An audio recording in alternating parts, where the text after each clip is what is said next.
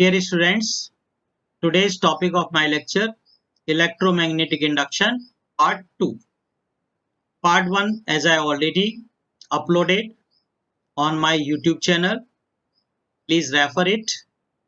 And in part 2 that what you have to learn.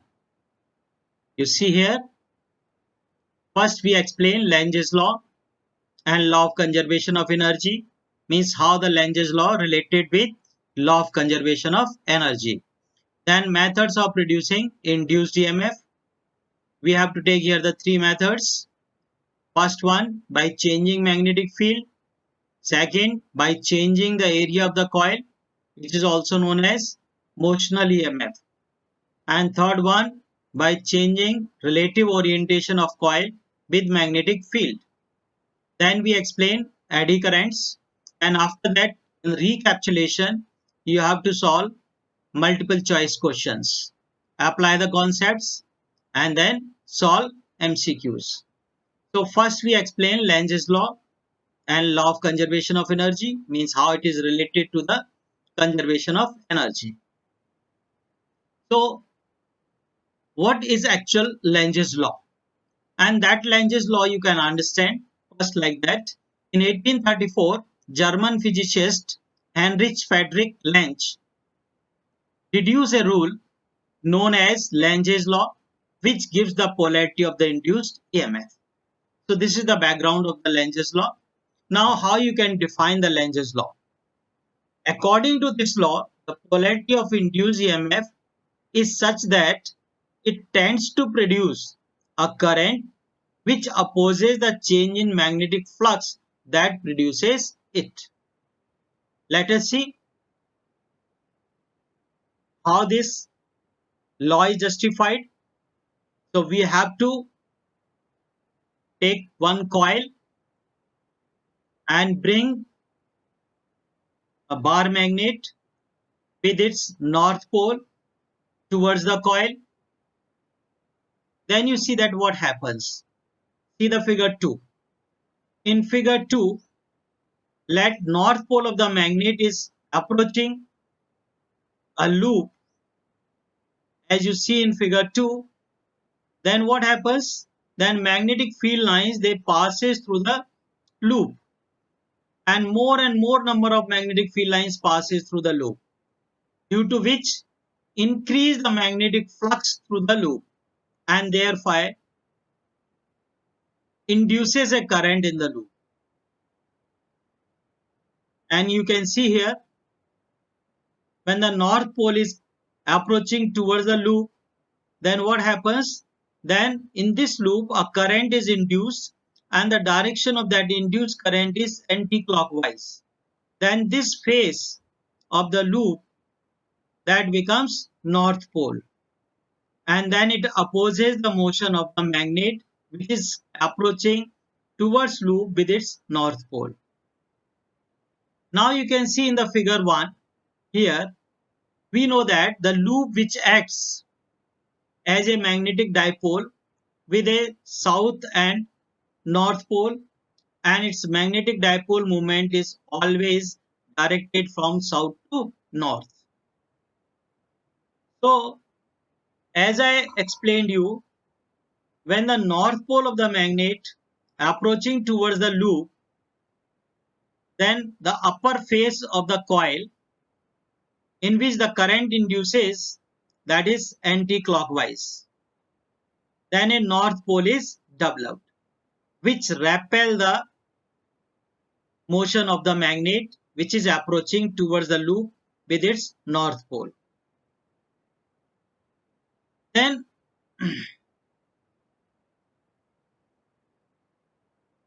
in figure 2, what we are saying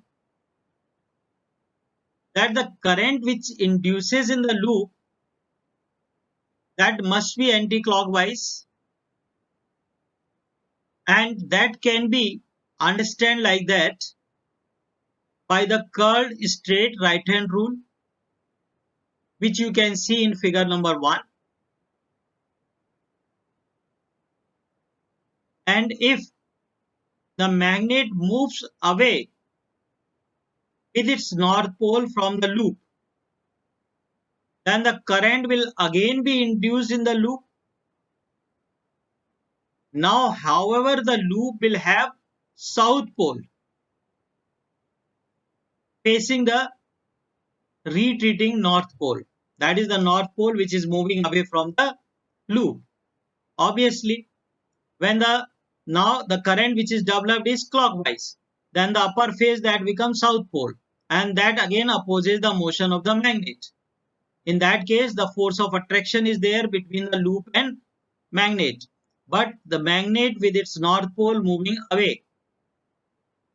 So that's why we say that in both the cases, whether we are bringing a bar magnet with its north pole towards the loop or move away from the loop with its north pole, in both the cases, the current induces on the loop, and that opposes the change in magnetic flux linked with the coil by opposing the motion of the magnet.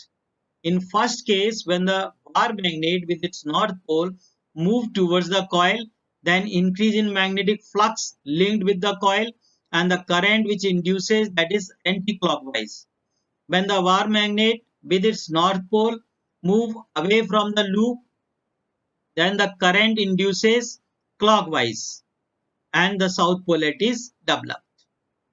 At that time, the decrease in magnetic flux linked with the loop. In both the cases, the motion of the magnet is opposed. Now we take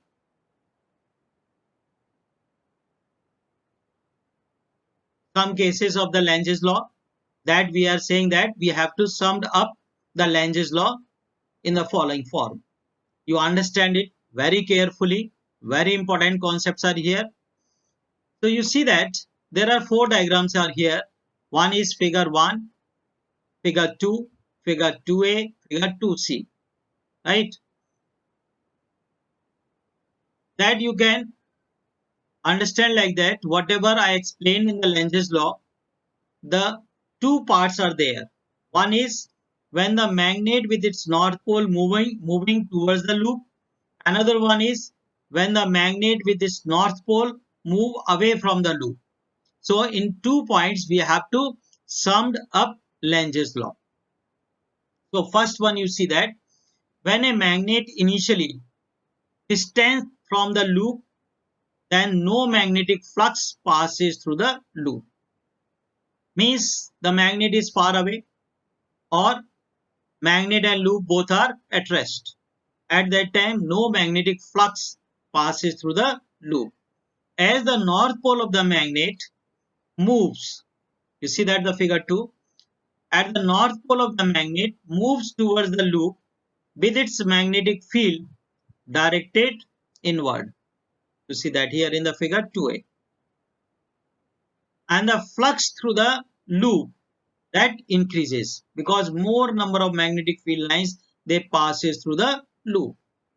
So increase in magnetic flux takes place, and this increase in magnetic field is acting downward.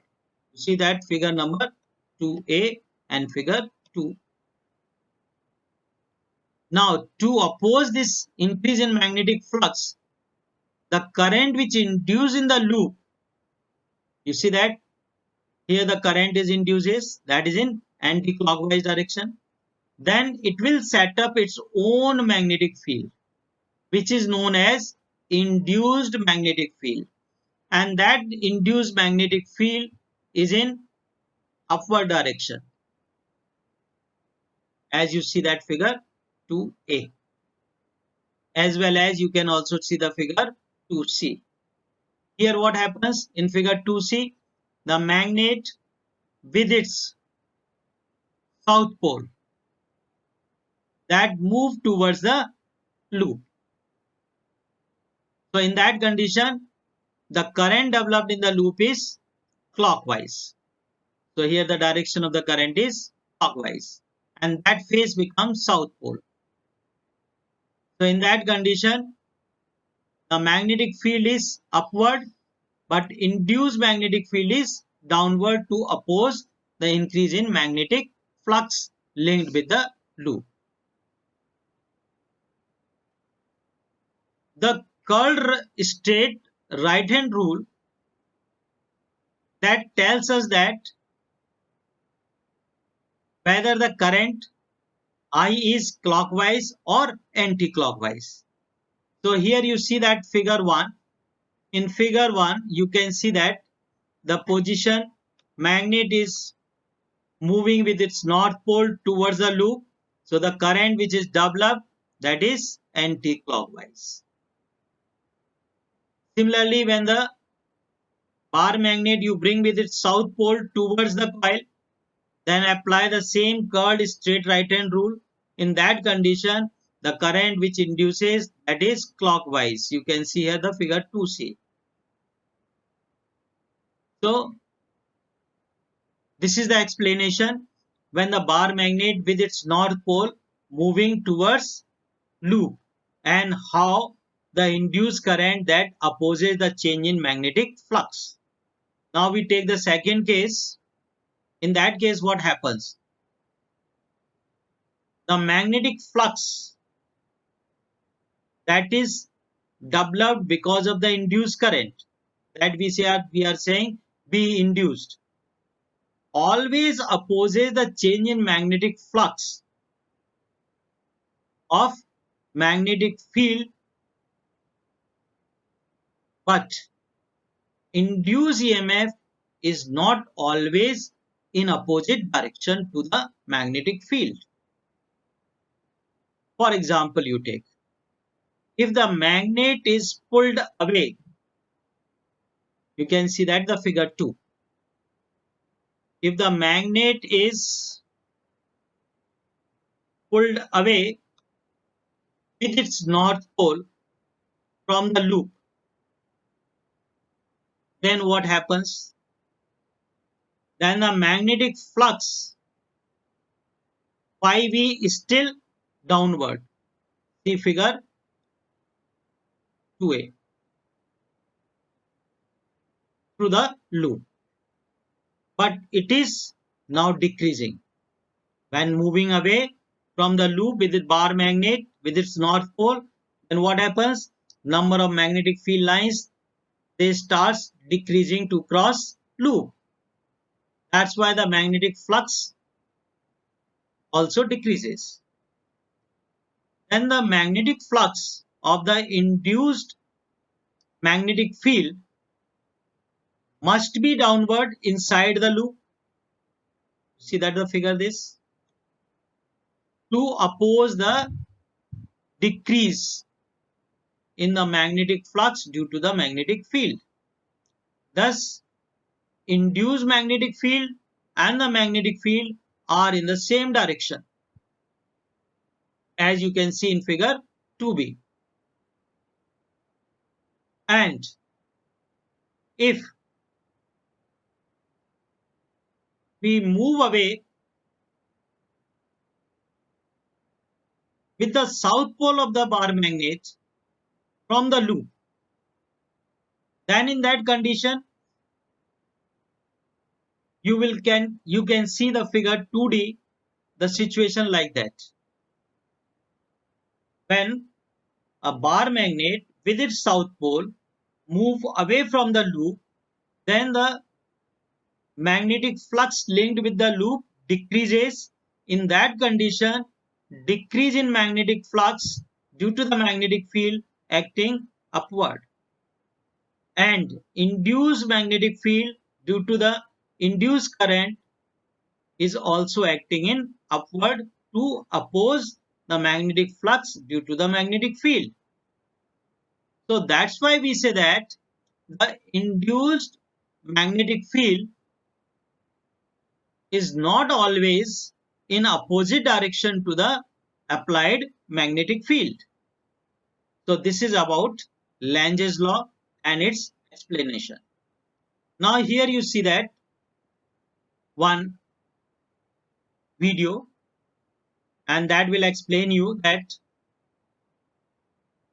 how the Lange's law works, and whatever I explain that you have to understand it.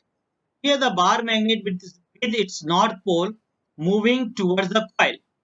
Then you can see that the current which induces in the loop is anti-clockwise. So that phase of the loop that becomes north pole, and the north pole and north pole that will repel. You can see here. Now if bar magnet with its north pole move away from the loop or the coil, then what happens?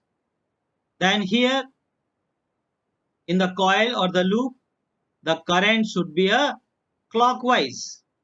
Then this phase of the loop or the coil that becomes south pole, and this is north pole. So again there is a opposition, that it opposes the motion of magnet, because here the force of attraction, earlier that was the force of repulsion. So in both the cases that you have seen that the motion of the magnet is opposed, that is the change in magnetic flux linked with the coil is opposed, and the mechanical work that is done against to the force of repulsion, or in second case against to the force of attraction. So that's why we say that Lentz's law obeys the law of conservation of energy, and that mechanical energy is basically converted into electrical energy, and that appears in the form of induced current. And that you understand here. Again, the Lentz's law obeys the law of conservation of energy. You can see that the figure 2 which we have taken from starting, that a magnet with its north pole moving towards the loop, then what happens? Then a current is induced in the loop, and that current is anti-clockwise. So the upper phase that becomes north pole, and which opposes the motion of the magnet. It means the mechanical work done by the bar magnet is converted into electrical energy, which appears in the form of the induced current. Similarly, when the bar magnet with its north pole move away from the loop, then in the upper phase of the loop, the current which induces, that is clockwise, so south polarity is developed. Then again it opposes the motion of magnet, that is the mechanical work is done against the force of attraction, that convert into electrical energy, which appears in the form of induced current. So that's why we say that the Lentz's law obeys the law of conservation of energy. So what we are saying in a right in a proper way, the Lentz's law follows the law of conservation of energy. In order to set up induced current, some energy must be expended. For example, that we have taken the whatever I explained you, that is written over to here. Now the methods of producing induced EMF. Now as you know that due to the change in magnetic flux, the EMF is induced. So we know that the formula of the magnetic flux, phi is equal to BA cos theta. So you can change the magnetic flux either by changing the magnetic field, or area of the coil or the loop, or relative orientation, that is theta. So one by one you see that the first one by changing the magnetic field. So here you see that we are taking a one coil C1 that is connected to a galvanometer. There is no cell, no battery. Now we bring a bar magnet with its north pole towards the coil. Then what happens? Then more and more magnetic field lines they passes through the coil. That is the magnetic field changes. That is increase in magnetic field. So increase in magnetic flux. So change in increase in magnetic flux takes place, as a result of which EMF is induced, and a current is induced in the loop, that is in anti-clockwise direction, and that is already explained in the Faraday's first law experiment. Now second, by changing the area of the coil, A, available in magnetic field, or motional EMF. So you understand what is the definition of the motional EMF. When a metal rod of length L is placed normal to a magnetic field, which should be uniform, and move with velocity v perpendicular to the magnetic field, then an EMF is induced across its ends. That is called motional EMF.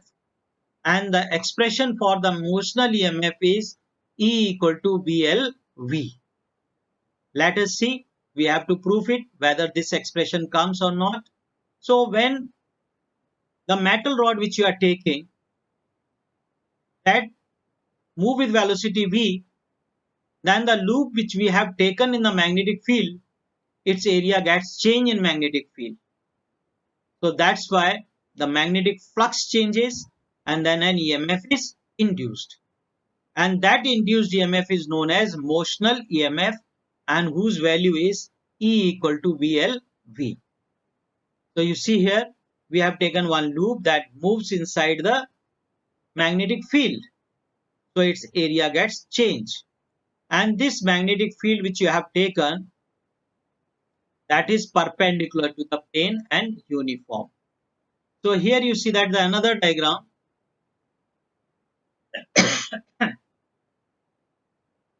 in which we are considering a straight conductor PQ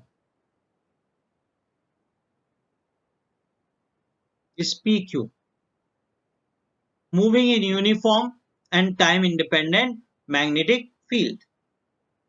Let RQ equal to X and RS equal to L of this rectangular loop PQRS. Then the magnetic flux phi B enclosed by the loop PQRS, that becomes phi B equal to BLX, means phi equal to BA, and A is length into breadth, so L into X. So magnetic flux linked with the rectangular loop PQRS, that becomes phi B equal to BLX. Now since X is changing with time as the PQ is movable, so PQ when move, then X changes with time. Then the rate of change of magnetic flux will induce an EMF which is given by E equal to minus d phi b upon dt. Now you substitute the value of the phi b in this equation, and you will get E equal to minus d within bracket is blx upon dt. And then you see here dl are the constant, so you take outside, and dx upon dt. This dx upon dt is velocity v by which the loop is moving in magnetic field. So the expression then becomes E equal to minus BLV, but in magnitude we write E equal to BLV. So same as you have defined earlier. So this is also known as motional EMF, and the direction of the induced current is anti-clockwise in the loop, that is S, R, N dash, M dash, S, by the Fleming's right hand rule or the Lenge's rule that you have already studied. Now, what conclusion we get by this motional EMF or by changing the area in magnetic field? According to the Lenge's law, the direction of induced current is such that it opposes the cause of changing magnetic flux. That already explained. Here, the cause of changing magnetic flux is basically due to the motion of loop and increase in area of the coil in uniform magnetic field. Remember here, very important point is this. You remember here, only you have to see that the area, how much it is changing in magnetic field. If area of the loop or the coil that is moving itself only in the magnetic field, then there is no change in magnetic flux.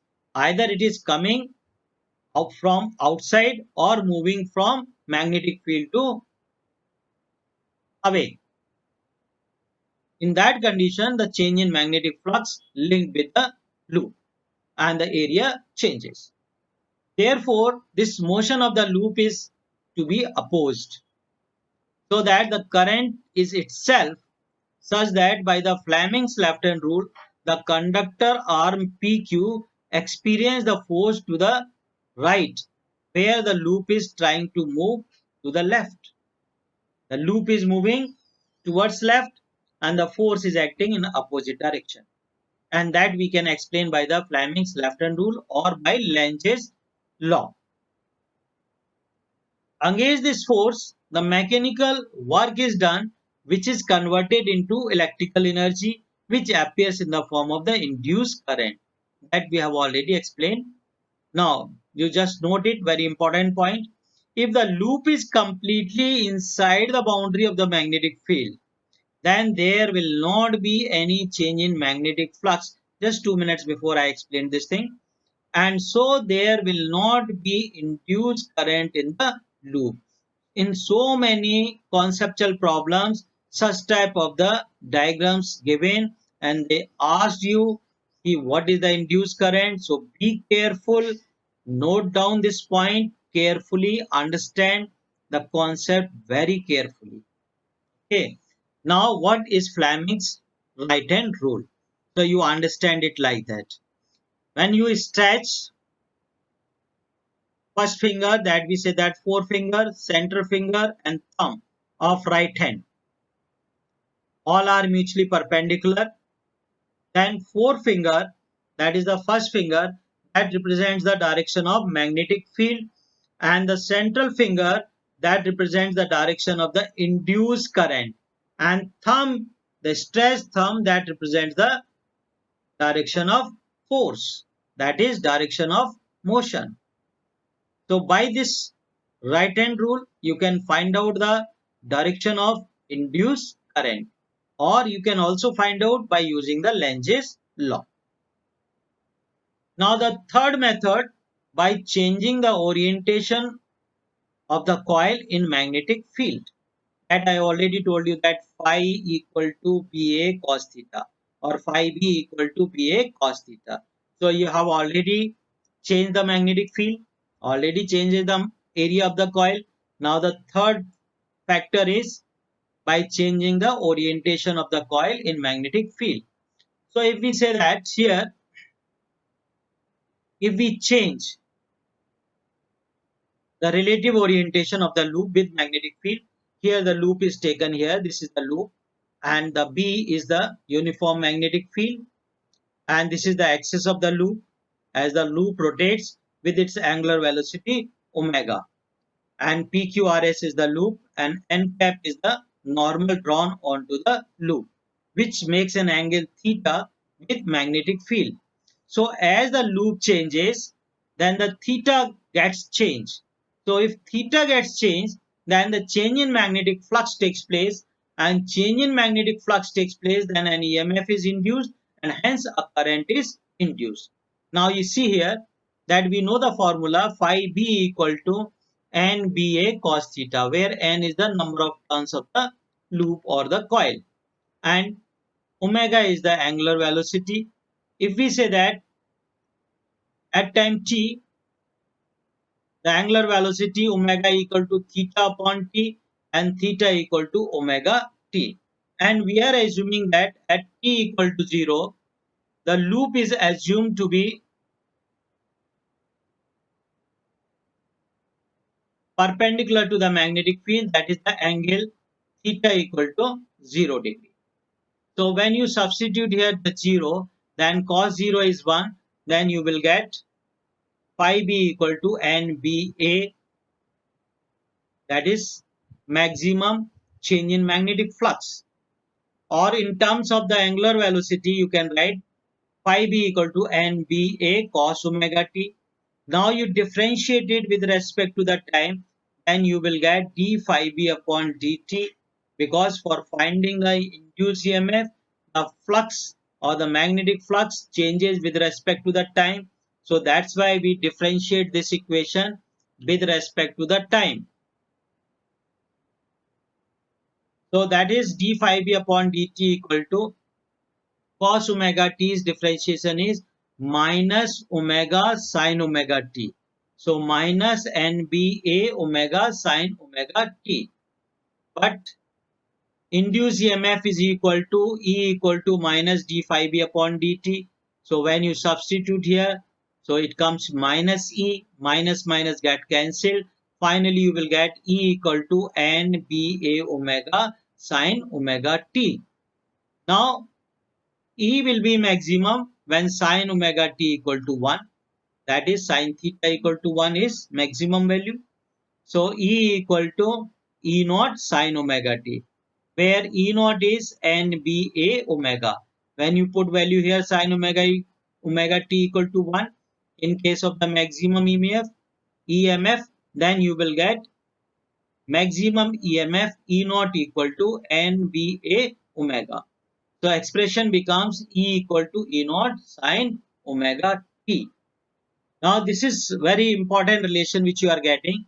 This is the similar as of the alternating EMF. As we are changing the orientation, say that initially theta equal to 0, then theta equal to 90 degree, then theta equal to 180 degree, then theta equal to 270, then it is 360. So what type of the expression you will get, or the graph you will get by using this expression E equal to E naught sine omega t. So you see here, on to the y-axis we are plotting induced EMF, and on to the x-axis, that is theta equal to omega t with respect to the time t. So as when theta equal to 0, then sine 0 is 0. So the graph start from 0. That is origin. When theta equal to 90, then you are getting the maximum value. Sine 90 is 1.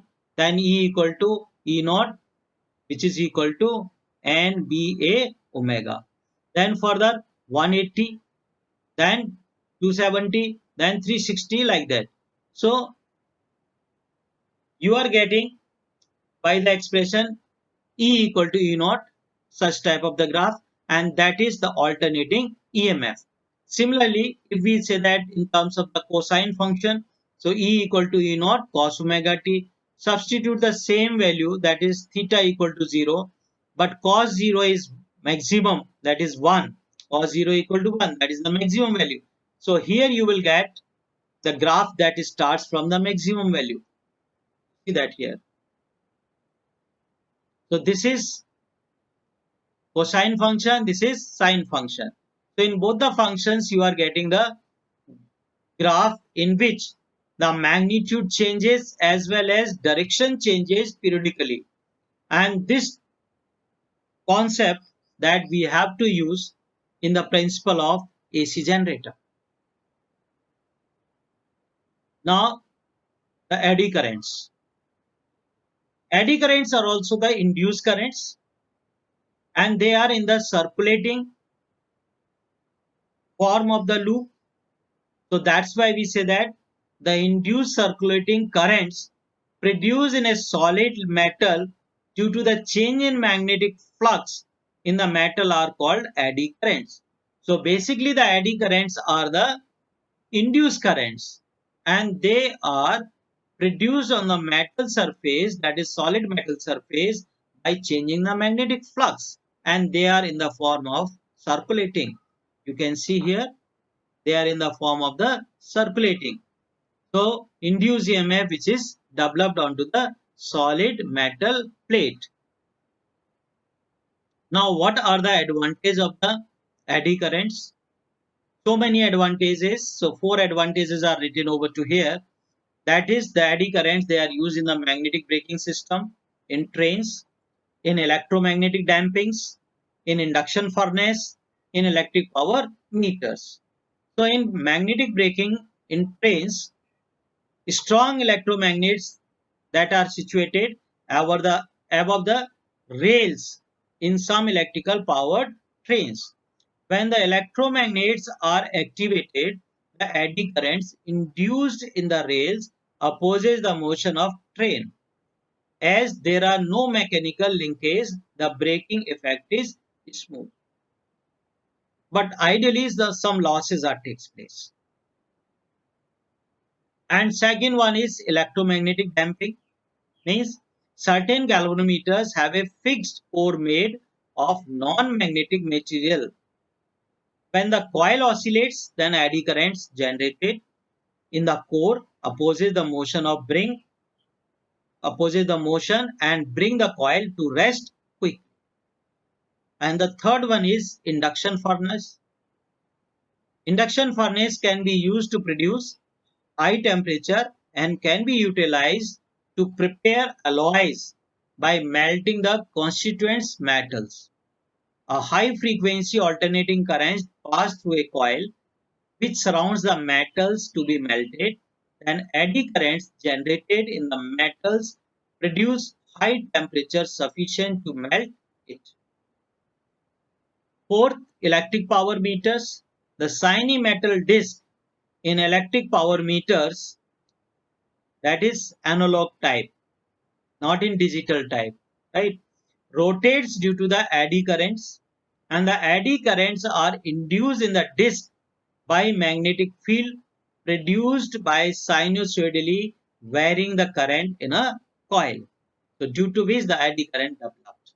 So these are the some applications and advantages of the eddy current. Now we take MCQs, recapitulation. So whatever you have learned, that you apply your concept, then you see, check your answer. The first MCQ, a metal cylinder is held vertically and then or small magnet is dropped along its axis, then it will fall with. Your four options are here. A, acceleration A greater than G. B, acceleration less than G. C, acceleration A equal to G. D, constant velocity, that is acceleration equal to 0. So your answer is here. Answer is B, acceleration A less than G because of the eddy current. Second question, a small piece of metal wire is dragged across the gap between the poles of a magnet in zero point 0.4 second. If change in magnetic flux in the wire is 8 into 10 to the power minus 4 Weber, then EMF induced in the wire is. So change in magnetic flux given, time is given, you have to find out induced EMF. So induced EMF is E equal to d phi b upon dt. Substitute the value, calculate it, you will get answer. That is 2 into 10 to the power minus 3 volt. Option D is correct. Now the third, the direction of induced current is such that it opposes the very cause that produces it. This is the law of. Just you have studied. Which law is this? Options are A, Lentz's law, option B, Faraday's law, option C, Kirchhoff's law, option D, Fleming's law. The answer is A, that is Lentz's law.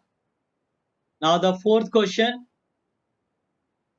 a square, a conducting square loop of side L and resistance R moves in its plane with uniform velocity V perpendicular to one of its sides. A magnetic induction B constant in time and space pointing perpendicular and into the plane of the loop exists everywhere the current induced in the loop is.